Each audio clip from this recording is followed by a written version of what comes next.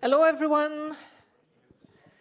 Thank you very much for joining the weekly IvS Seminar. This week we have Eva, who will talk all about the explosive death of supergiants. You have the floor, Eva.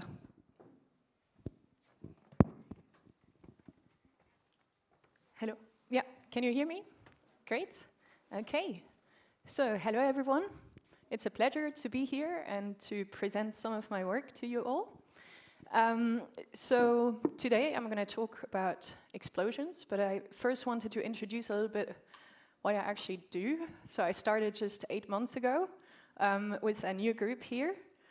And the work I'm presenting here is based on my previous time in Heidelberg, and it's really driven by Vincent Bronner, who's a PhD student there, and who has done a lot of excellent work. And my new team is called Star Hearts, and we look at 3 different topics: gravitational wave progenitors, binaries and their explosions, and soon enough we're going to also work more and more on astroseismology. And so what connects these three topics is really what happens in the core, in the very cores of stars, and that's why it's called Star Hearts. I now have 2 team members, and soon I will be hiring 2 more. So if you know anyone who might be interested in doing a PhD on these 2 topics, do let them know. Okay. So I wanted to start with a little introduction concerning supernovae. Okay, we're going to show a lot of movies, and I hope it works. This is a very nice visualization of what supernovae are.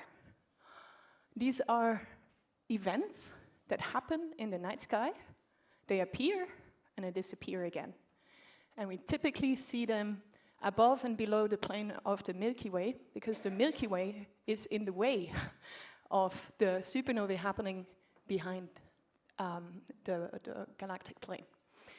And so this is an animation showing the actually observed and discovered supernovae in the last, I think, 100 years or something almost. No, less than that.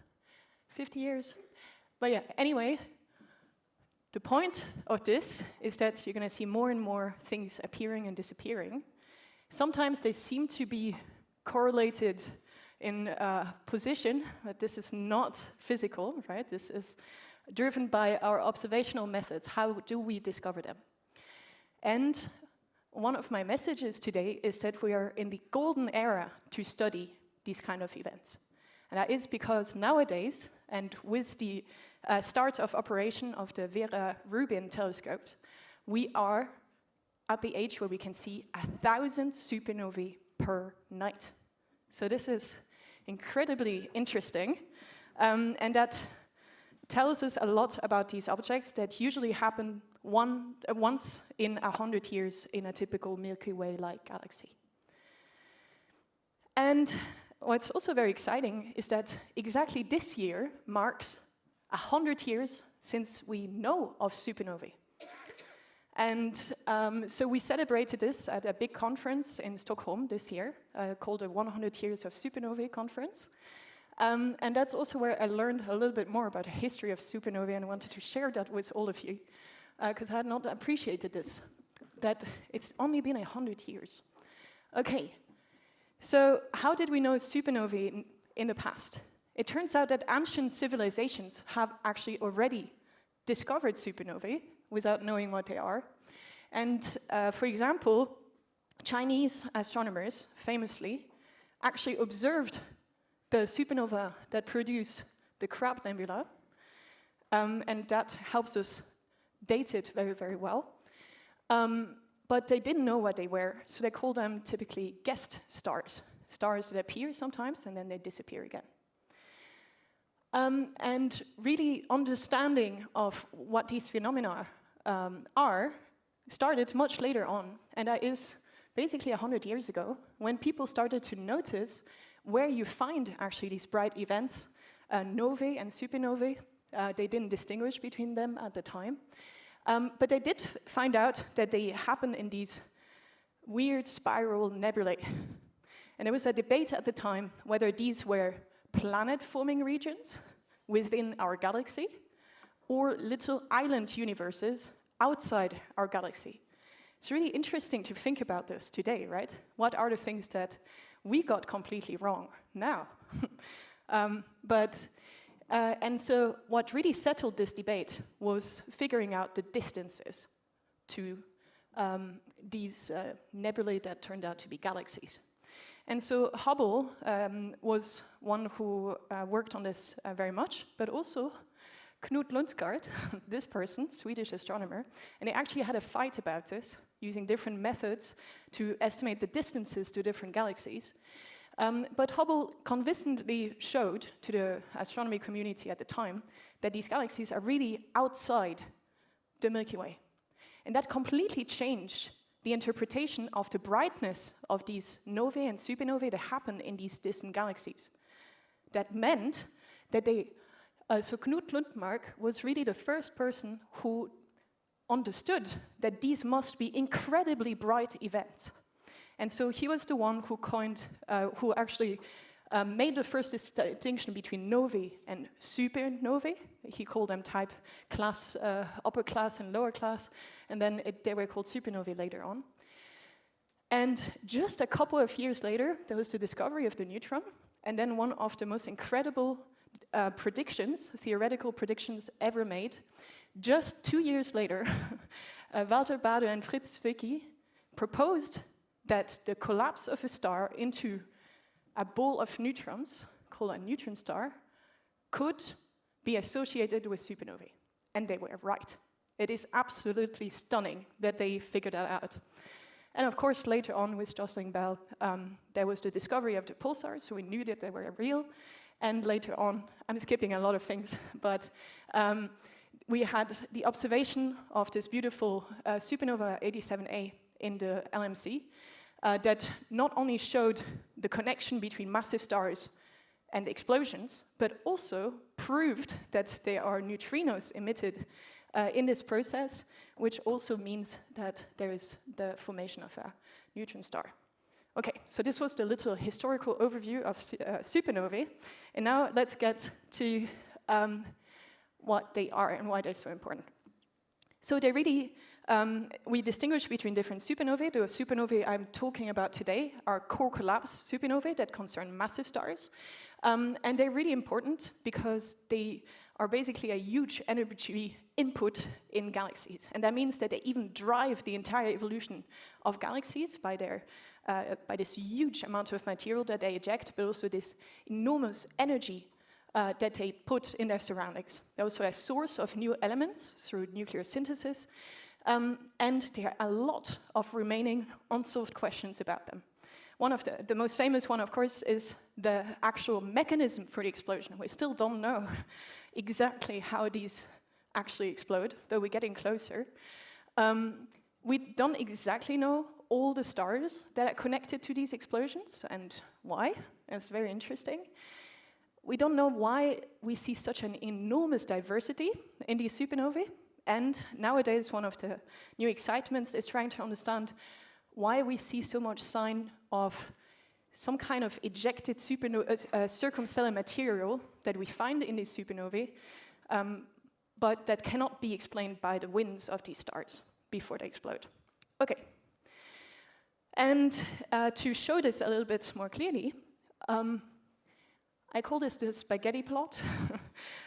So this is a compilation of many different supernovae light curves from hydrogen-rich supernovae that we call type 2.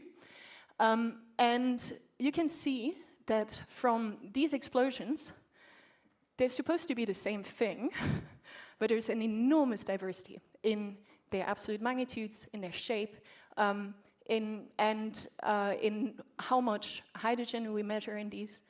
And this is intriguing, because if you would assume simple single-star evolution, you could never make this. You could never produce such a crazy diversity. We distinguish between different types of supernovae, also based on their shape in the light curves, and I'm only going to talk about These two shapes here, we call them 2Ps for plateau, so basically constant luminosity for a while. And we call them 2Ls for linear decline, approximately linear here in log space.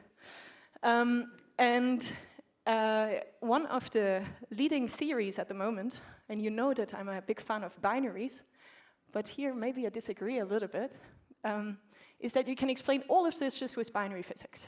Okay, you have some interaction between two stars. We know that massive stars live in binaries, and so maybe because you have some kind of stripping of the envelope, that could explain some of this diversity. And it does. It is. These models work quite well for some of the parameter space, but for example, they're not very good at making these type 2L shapes.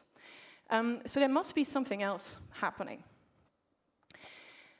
And what's very interesting is that now that we have all these supernovae observed, well, it turns out that we sometimes see them in galaxies that are pretty nearby, and where we have really decent observations also before the explosion.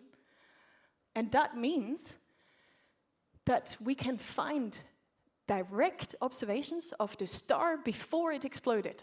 This is very interesting. And usually you need really, really good telescopes with very high spatial resolution, like the Hubble Space Telescope, to really tell what kind of star exploded. So this is one famous example of supernova 11DH, and where you have nothing happening, and then here a new star appearing and then disappearing, and it's not a star, but a supernova.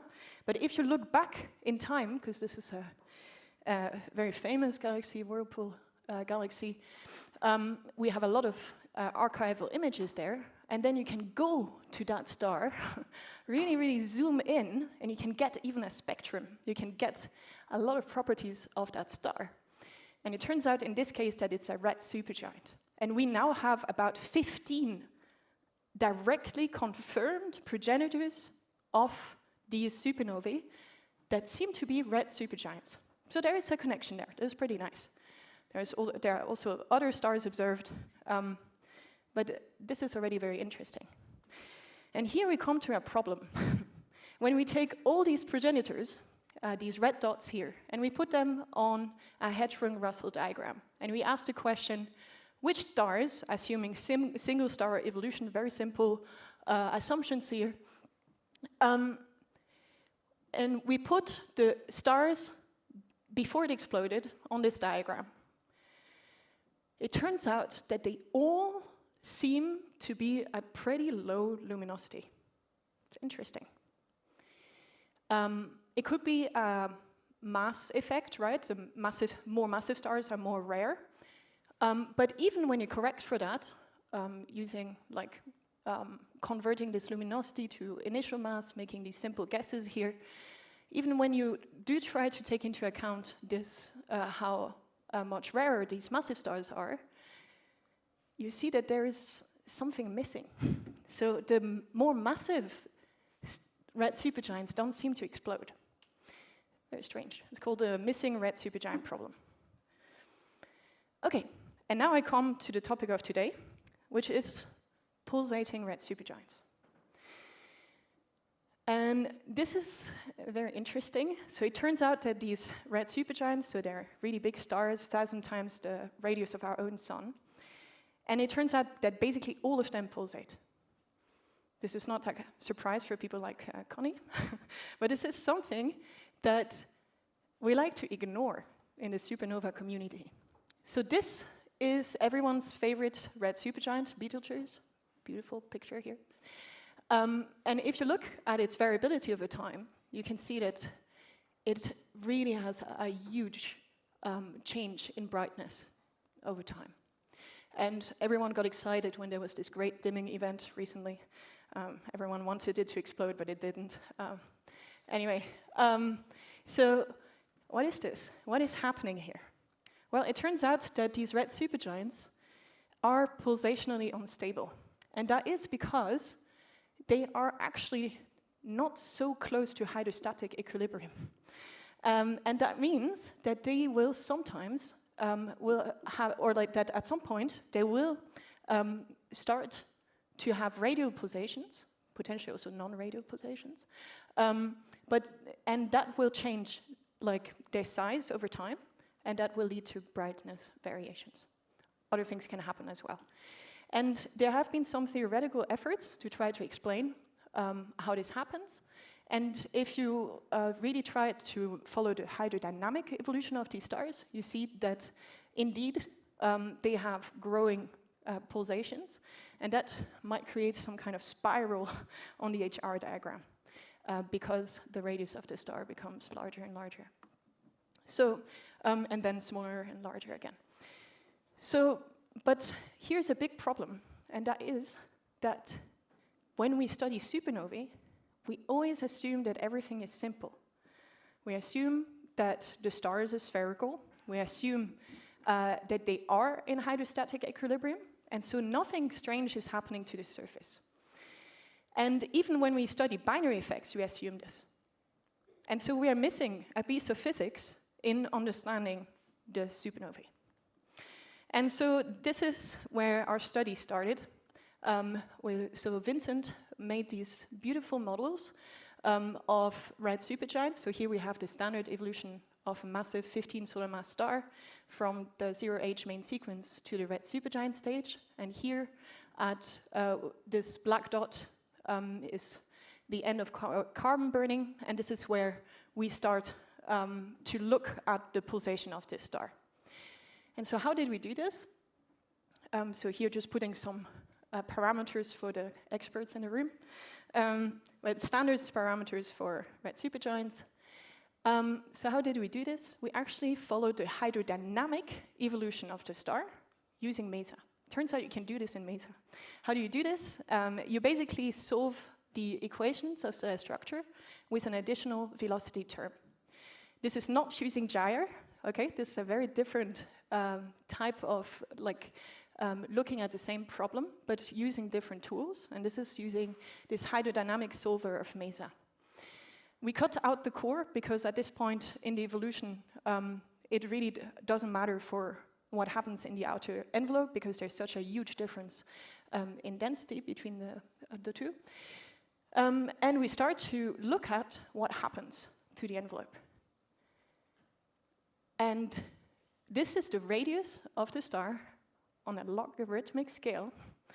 You can see that the star starts to grow a pulsation. It has a catastrophic event here, very interesting, that actually leads to a restructuring of the star. And then it starts to pulsate more steadily until it really reaches what we call steady-state pulsations. It's very well-behaved pulsations. So this part here is unphysical. This is what we, when we induce this, when we start the hydrodynamics in the model. But we think that this state at the end is actually a very good approximation of what happens in such stars. We have made a lot of tests to figure this out. Okay, so the star becomes actually 3 times larger and 3 times smaller now over in this state when it's a red supergiant. These are really incredibly high pulsations. Okay, so if we look at one pulsation cycle, how does it look like?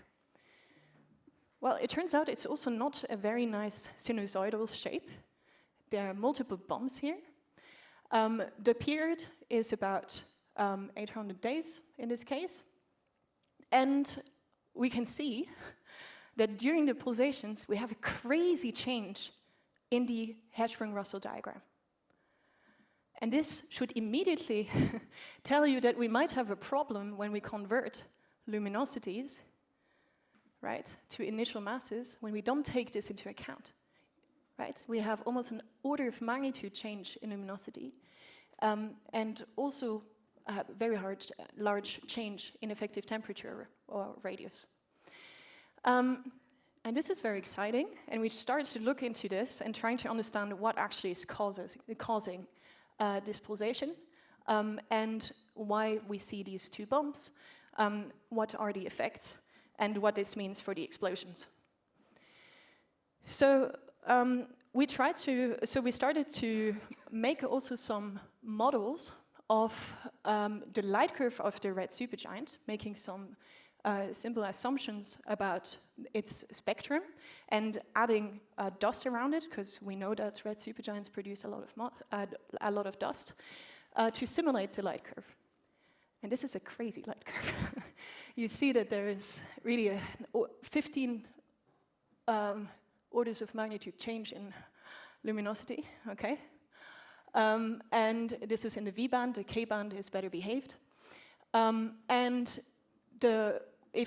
based on how much dust we assume in our model, we also see that this light curve will vary a lot. And so we ask ourselves, is this completely crazy, or has this been seen before?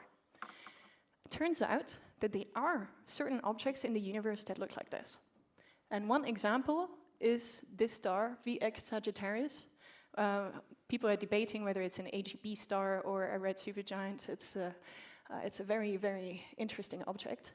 But what's very interesting is that it does show such crazy variations. So potentially what we're doing here is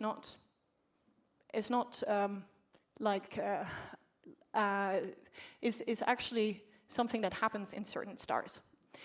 And we also tested the pure luminosity relation that we get from our model, etc. And it seems to match very well with observed red supergiants. Okay. And this is where we started to really look at what drives these pulsations. And here you're going to see a lot of information on this movie, and I will walk you through it. So what you see here is the red supergiant on a linear scale. This is amazing. This, like in astronomy, we usually never look at stars on a linear scale, but in this case we can, because the star is literally getting 3 times bigger and 3 times smaller. What we show as well, there's a lot of information here, but don't worry, I will explain it. We also see the change on the Hertzsprung-Russell diagram during the pulsations. We see, this is not a very efficient way of showing this. We see how the radius changes as a phase of the pulsation. And I will come back to this in a moment. We see what actually causes the pulsations. And that is the structure of the star. So before I get there, just a brief reminder of some physical processes that occur in stars. And there are 2 processes called ionization and recombination. And it turns out that they can be very important in the outer layers of stars. So when you have ionization, a photon comes in and can kick out electrons from an atom, for example, hydrogen. And so what you get here is that you lose photons, you get free electrons instead, and these free electrons tend to increase the opacity in the star. The inverse process is when you hit a certain temperature, well, you can actually do the reverse, and in this case, you have a bound nucleus binding with a free electron, and when this happens, you release photons, and that is called recombination energy. So you have output in photons, and because these electrons are no longer free floating, that decreases the opacity. And this process is what explains, or these 2 processes is what explains these pulsations. So in the outer regions of stars, especially red supergiants, you have these partial ionization zones where hydrogen turns into hydrogen plus, helium turns into helium plus, and helium has 2 electrons, so you can also get from helium plus to helium 2 plus. And so this is this ionization recombination. And they occur in different zones in the star. And we can actually show this on this linear scale. And when you have recombination, you release energy here, you release these photons. And when you have ionization, you start to store more of this photon energy in the star, and instead you get more free electrons, so higher opacity. And so the way to understand this is it's called a kappa-gamma mechanism. And so the gamma mechanism means that you take energy from this pulsation. So for example, the star is contracting, and so you're heating up what's inside. And that converts some of the energy to ionization energy. You are able to kick out some of these electrons from bound atoms, and you get a higher you start to get a higher opacity. And this is where the kappa mechanism comes in. Kappa standing for opacity. And as the opacity increases, well, the radiation pressure starts to increase. And so you start to have a force inside the star that is opposing this contraction. So in this state, we are in a state where the star, the outer layers of the star are falling in. And so everything's heating up, okay? We have ionization happening at the center in every layer here, in every one of these partial ionization zones. And once we reach a certain point, well, you actually get to a critical state already for hydrogen and helium plus, hydrogen plus and helium plus. Why is that? You start to get so many free electrons from this ionization process that the radiation, that the opacity goes up a lot, radiation pressure gets very high, so you start to basically have a huge force that is holding back the envelope of the star, and is starting to push back. And so this is where we start to have the second pulse that I was talking about, where parts of the outer layers of the star are already moving out, but the inner part is still moving in, okay? And that part is getting more and more ionized, and while the outer layers are actually already expanding, and expanding so much, they can start to actually recombine and release more energy. And once we get to a state where all the inner layers are completely ionized, well, it turns out that you are going to have such a strong radiation pressure from inside that the whole thing is going to expand, woof, and you release a lot of this recombination energy, especially from helium-2+. Look at this incredible energy on the order of 10 to the 39 ergs.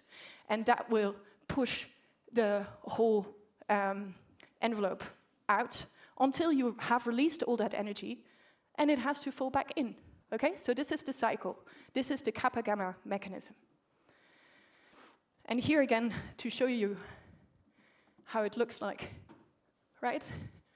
When it's falling in, everything gets ionized, then you have part of it is recombining, and now everything is recombining, becoming bigger again, and then the cycle starts anew. Okay, and now let's look at what this means for the structure of the star.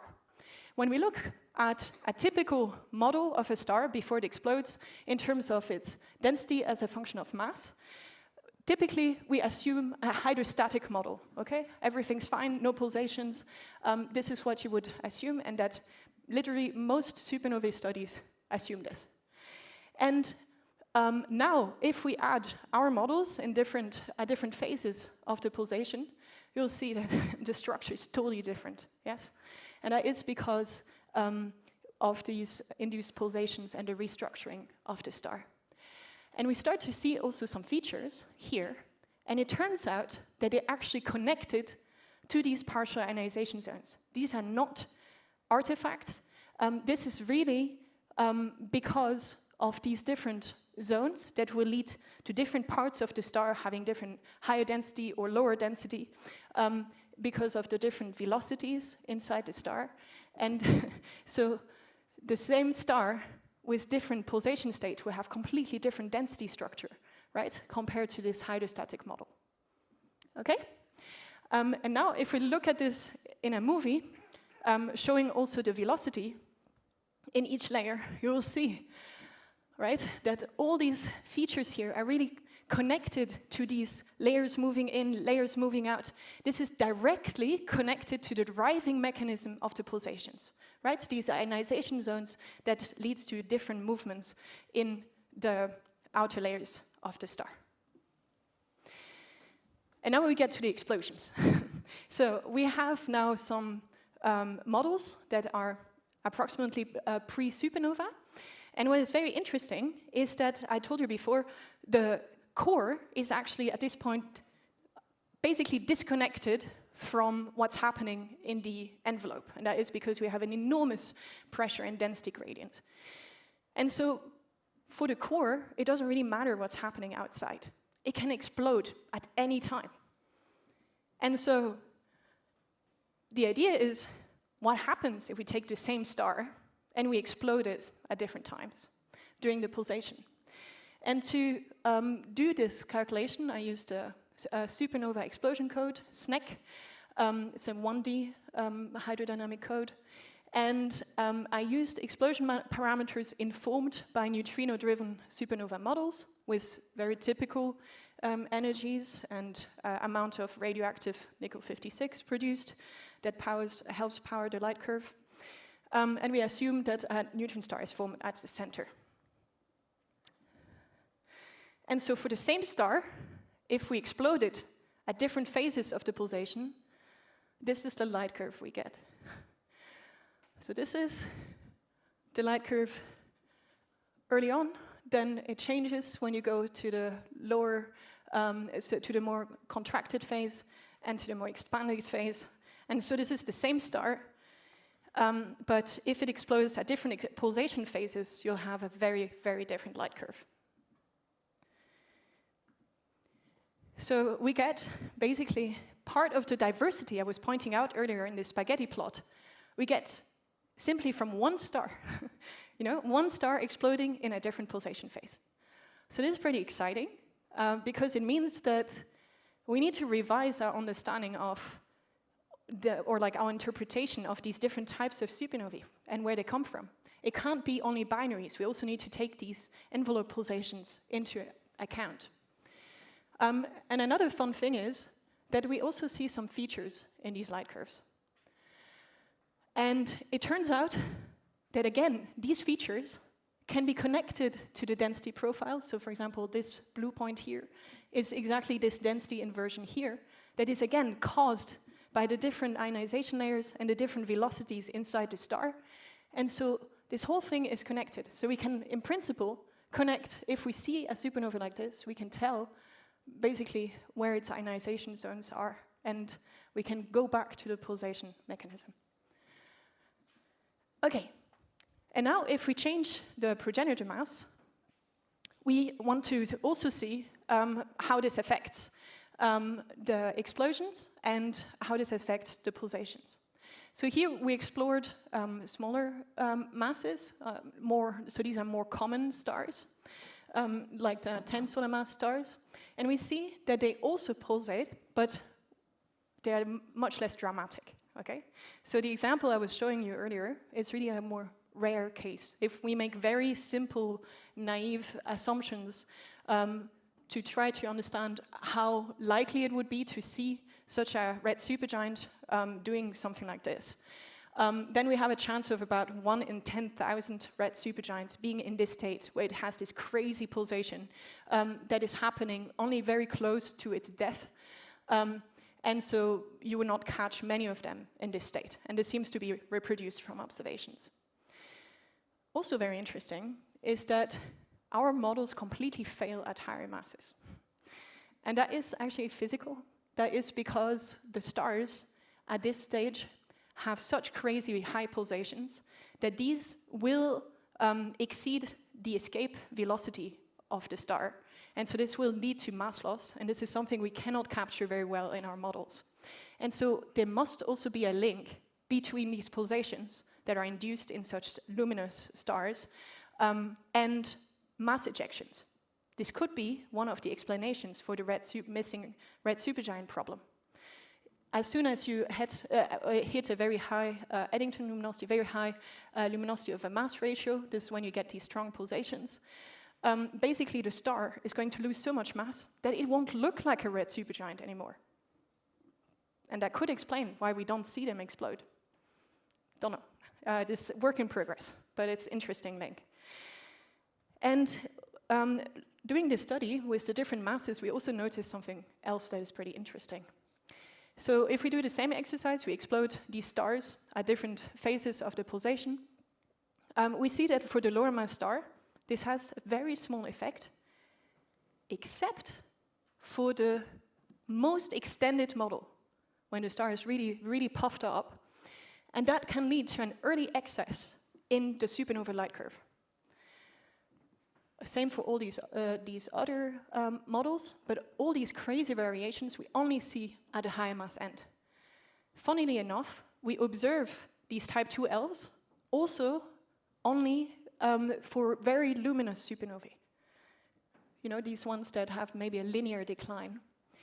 And so this could be a link, right? That you have these strong pulsations only for the higher mass stars. Okay, it's just an interpretation.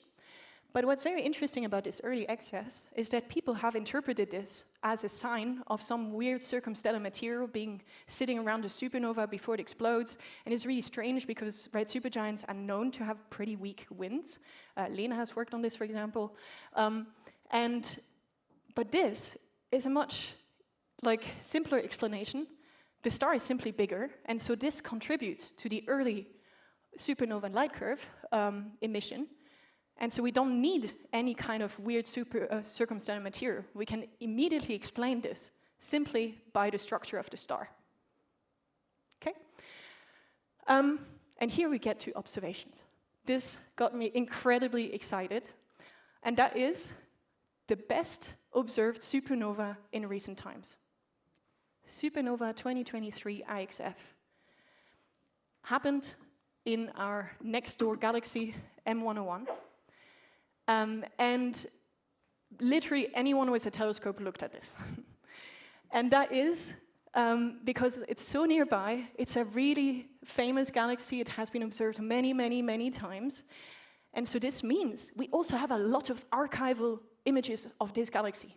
We can go back in time and see what was the star there before it exploded.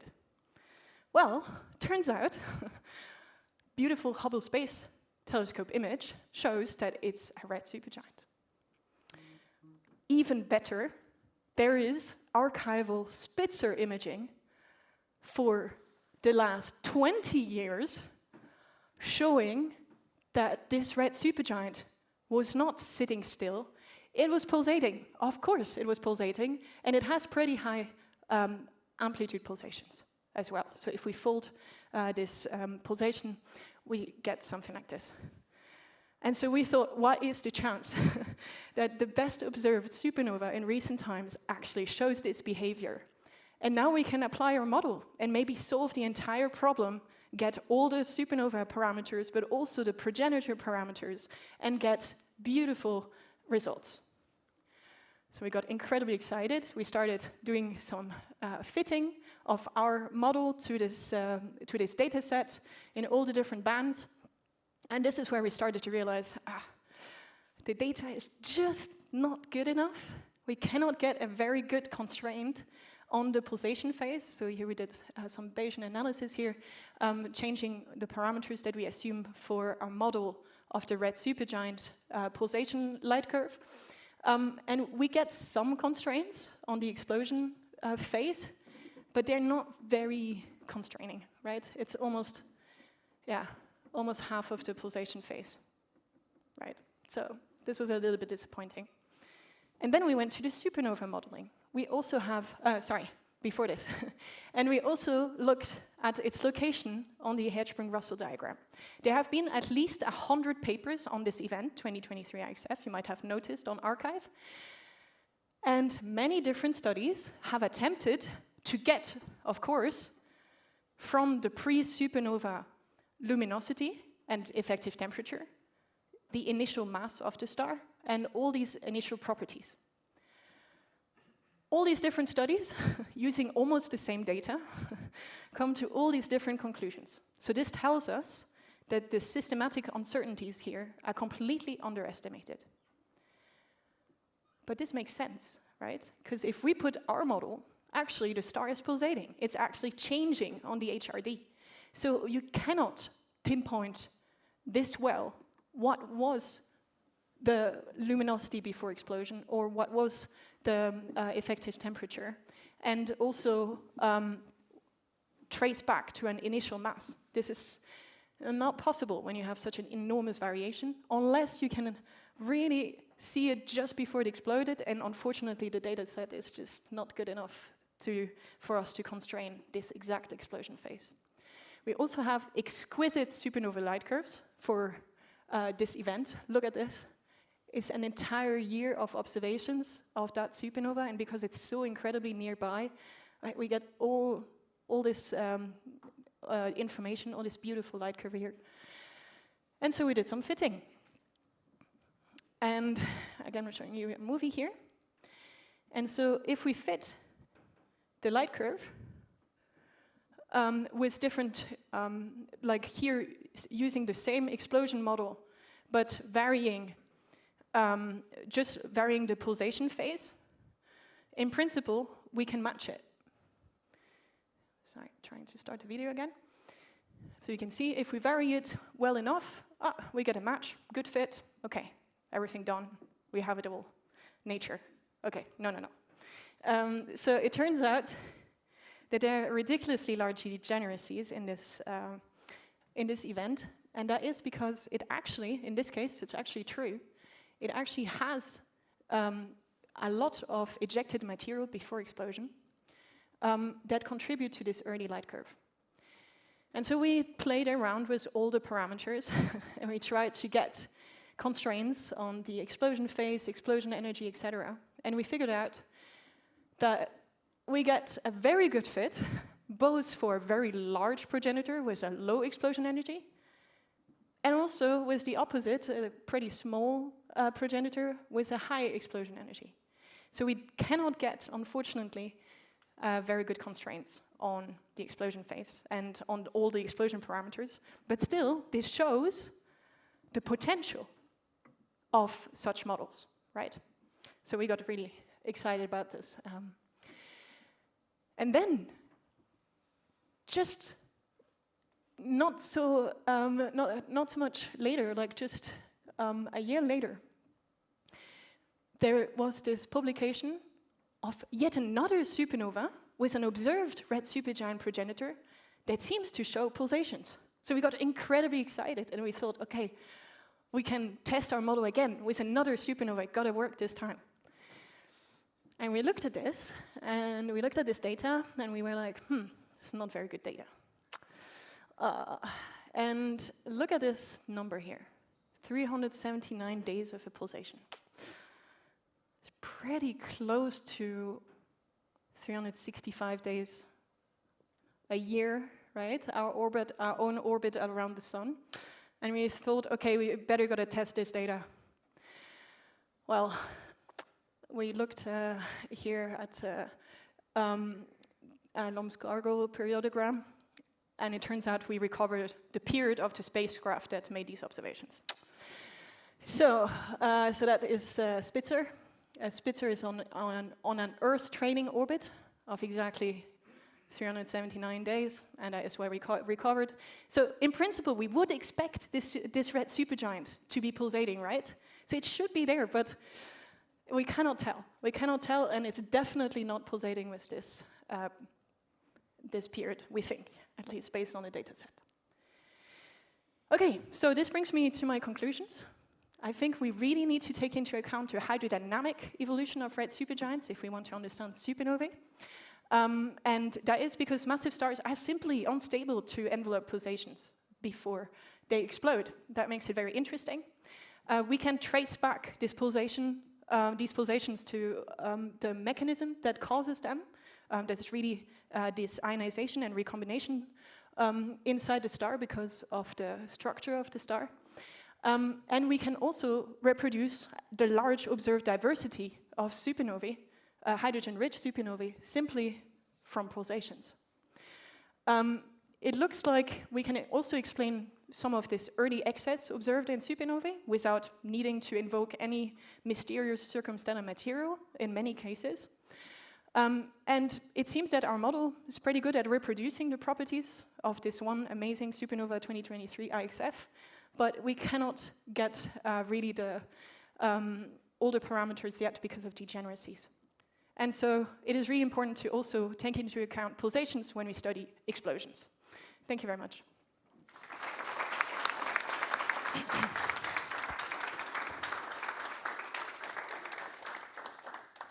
Thank you very much, Eva, for the very enthusiastic talk. Are there any questions? Hi, thanks for the talk, very great talk.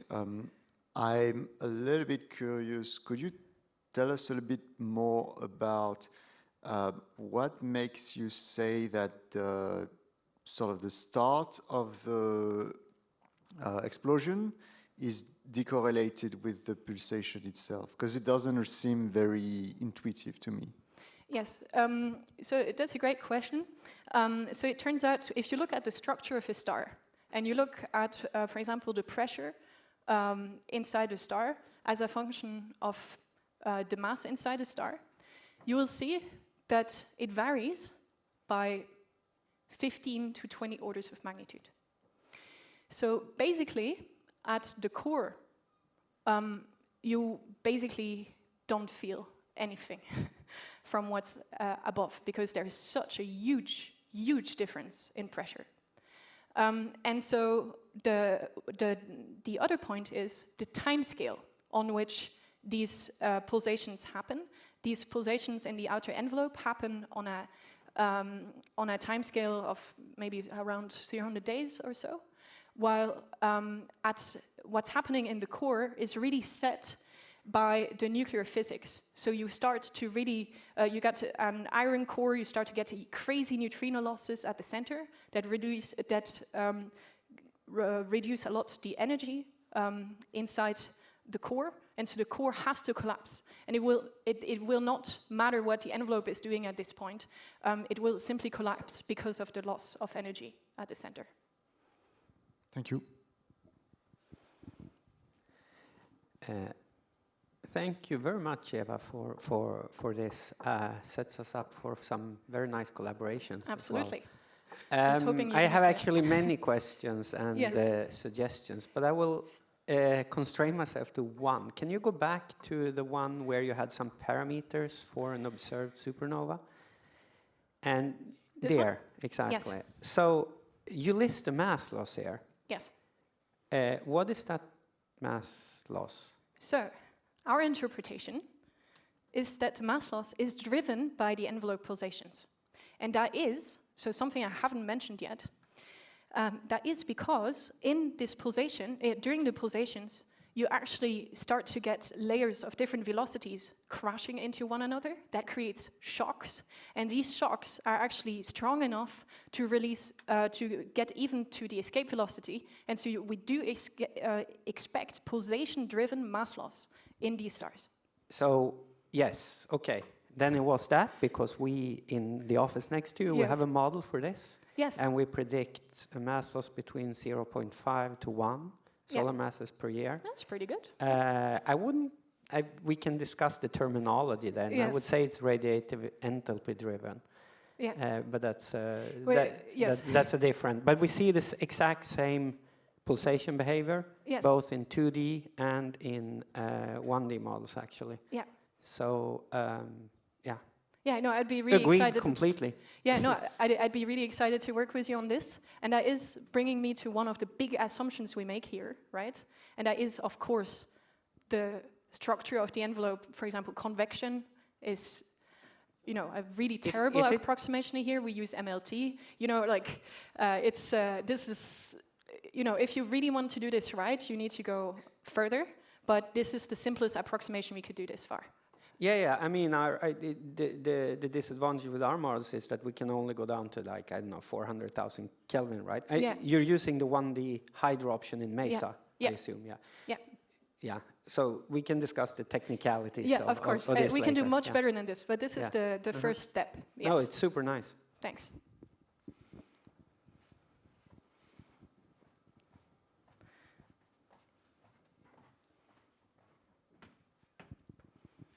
Thanks, Eva. My question is, so from the observations, you have many light curves, a distribution even, with the golden age and all that. Can you match the distribution? You essentially have a map between the pulsation phase and what the supernova curve should look like. So Yes. how well do these agree? Well, the problem is this degeneracy that you see here. Yes, we can find a good match, but there is too much uncertainty also in the explosion energy, for example. And so we can always find a good match for a small, like a pulsation phase where the star is small or where the star is big, and these degeneracies are the problem. But it's a very good point to look at other supernovae. This is work in progress. We want to compile all the observed supernovae, and especially the ones with multiple data points before explosion, so that we can constrain this better. For sure, but I wasn't talking about like a specific supernova. I was talking about the collection of all supernova light curves, so to speak. So all these degeneracies and stuff, simply because you can model them, all of that just factors into the modeling and the probabilities, right? Once you map out the space.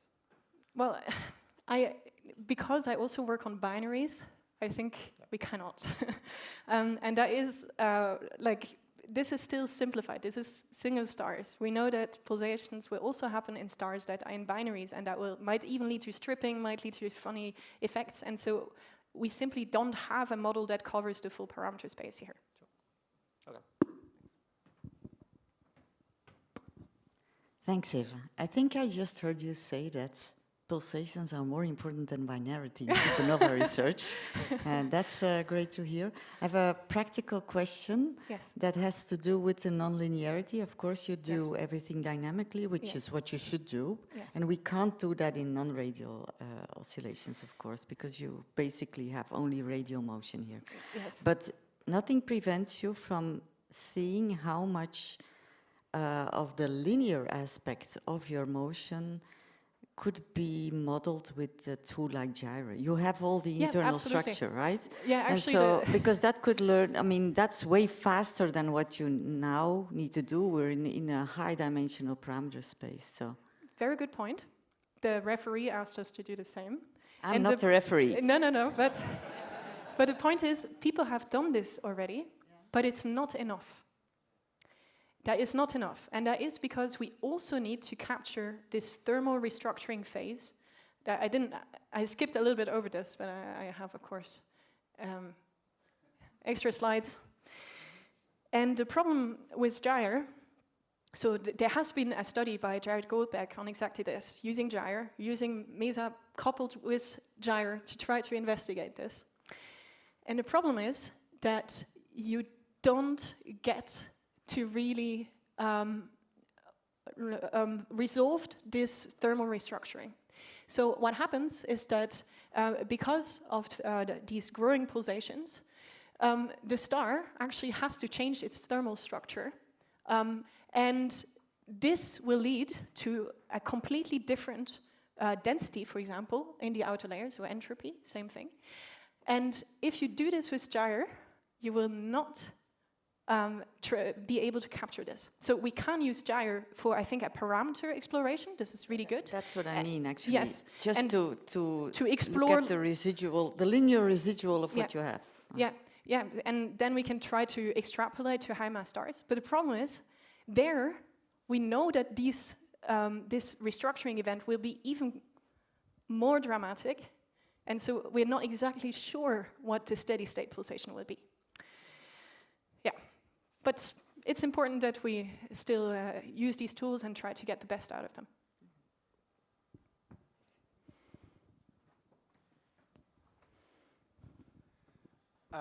Lovely talk, thank you so much.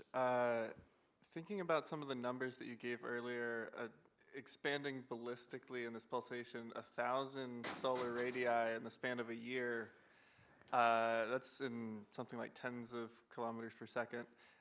Is that about the order of magnitude that you'd expect for a lot of these, or is that just particular to this model and it would vary a lot? So, good point. These crazy variations, like really to this very high amplitudes, we expect will really only happen in the higher mass stars.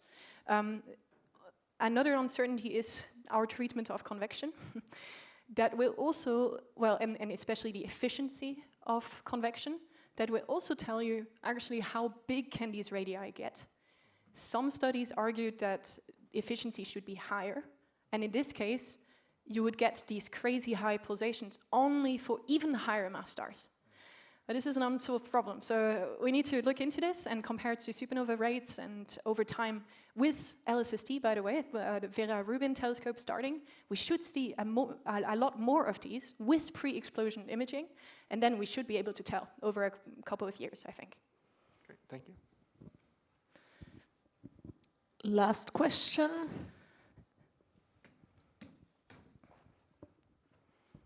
Hi, thanks for the nice talk. My question is with this slide where you have pulsations as a function of mass. So there you have the different masses. This one. Yes. Yes, exactly. Yes. I was pretty amazed to see that for your 10.5 solar mass, for example, you pretty much lose this second small bump that you have. It becomes radial pulsations purely. Is this normal? Is this expected? Or... Yeah, so the reason for this is simply that the star will not get to such crazy high radii, so you will not have a decoupling of like different layers already reaching a very high radiation pressure and being able to push out. So it's simply, in a way, it's simply an envelope mass effect. Okay. And just if you could, so you talk about the pulsations as a function of mass, could you just make a comment on the metallicity effect? Oh, very good point.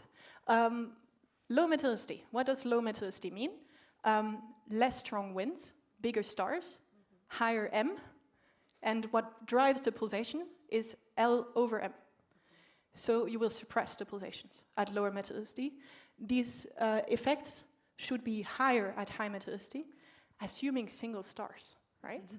But if the stars get bigger at around this time or have a larger envelope, and they're in a binary, and you strip part of the envelope, well, you're gonna get a higher L over M. And so you could still see these effects at low metallicity.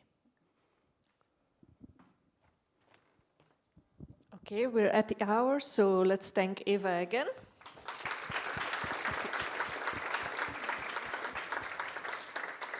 And we will see you next week when I think Anne-Sophie Libert will give a presentation.